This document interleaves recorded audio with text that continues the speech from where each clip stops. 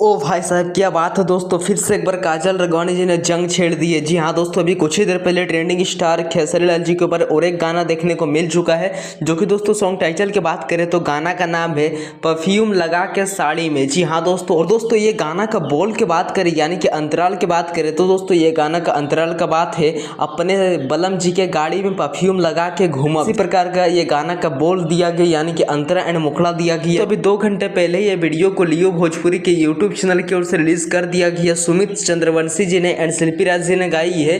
और हाँ दोस्तों, मैं आप सभी को बता दूं दोस्तों, जहां तक मुझे लग रहा है कि फिर से एक बार काजल राघवानी जी का ये गाना मिलियंस आने वाला बिकॉज इसलिए दोस्तों क्योंकि ये गाना का भी अंतरा मुखड़ा म्यूजिक काफी एकदम एक नेक्स्ट लेवल का दिया गया है।